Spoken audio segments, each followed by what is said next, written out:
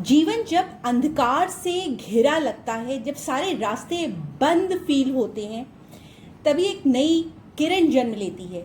यही है पुनर्वसु नक्षत्र का संदेश। पुनर्वसु मतलब return of good Fortune, restoration, renewal. ये नक्षत्र बताता है कि हर असफलता के बाद सफलता आएगी ही आएगी। हर रात के बाद सुबह होती है। यही बताता है पुनर्वसु नक्षत्र।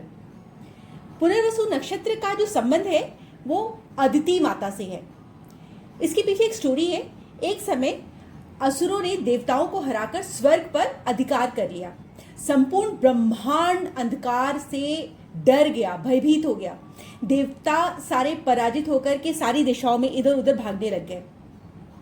तब माता अदिति ने कठोर तपस्या की और भगवान विष्णु का जप किया, भगवान विष्णु को प्रसन्न किया। उनकी तपस्या से अदिति माता के गर्भ में आदित्य पुत्र उत्पन्न हुआ, जो कि सूर्य के रूप है। उन्होंने देवताओं को शक्ति दी और फिर असुरों पर विजय दिलाई। यही है पुनर्वसु नक्षत्र का सार। पुनर्वसु मतलब बार बार नई शुरुआत करना, हार के बाद भी आशा रखना, अंधकार के बाद भी प्रकाश की फीलिंग रखना कि सक्सेस मिलेगी ही मिलेगी। एस्ट्रोलॉजी में पुनर्वसु नक्षत्र की राशि कर्क है। इसके शासक ग्रह गुरु है और ये 20 डिग्री से लेकर की 3 डिग्री 20 मिनट्स यानी मिथुन 20 डिग्री से कर्क 3 डिग्री 20 मिनट्स के बीच में फॉल करता है। इसके जो स्वामी है वो गुरु ग्रह है और देवता अदिति माता है, सभी देवताओं की माता। इसका जो प्रतीक है वो बाढ़ों से भरा हुआ तरकश है। हर बार एक नया प्रयास करना, एक नई उम्मीद जागरण करना, ये सिंबल ये दिखाता है। ये जो नक्षत्र है ये देवताओं को बिलोंग करता है, देवगण का है। इसका जो एनिमल है वो फीमेल कैट है और बर्ड है स्वैन। बैम्बू ट्री से इसको हम रिप्रेजेंट करते हैं। इन सारी चीजों से ये पता चलता है कि हमें हमेशा आशावादी रहना चाहिए, पॉजिटिव थिंकिंग रखनी चाहिए। We should always be optimistic.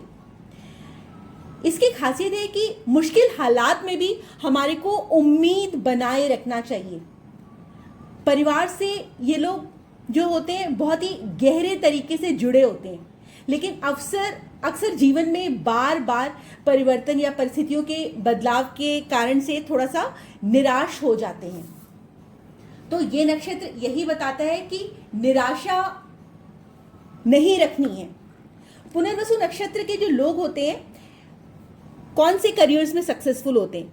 They can be a very good professor, they can be excellent academic researcher, लेखक हो सकते हैं, कवि हो सकते हैं, ब्लॉगर्स हो सकते हैं, पत्रकार हो सकते हैं। यदि ये लोग अपने आप को आयुर्वेद से या होम्योपैथी की फील्ड से लिंक कर ले, वहां के डॉक्टर बन जाएं, तो ये लोग बहुत अच्छा परफॉर्म करते हैं। इनके द्वारा दी गई जो एडवाइसेस होती हैं वो लोगों को बहुत हेल्प करती हैं। ये लोग मेडिटेशन की फील्ड में यदि जुड़ जाए, मान लिया ये लोग डॉक्टर्स नहीं भी हैं तो घर में भी यदि हर रोज आधा घंटा मेडिटेट करें, कोच बन जाए, रेकी करें, हीलर बन जाए, तो बहुत अच्छा अपने जिस भी करियर में होंगे बहुत सक्सेसफुल होंगे। यदि इस करियर में है तो उससे अच्छा क्या ही हो सकता है।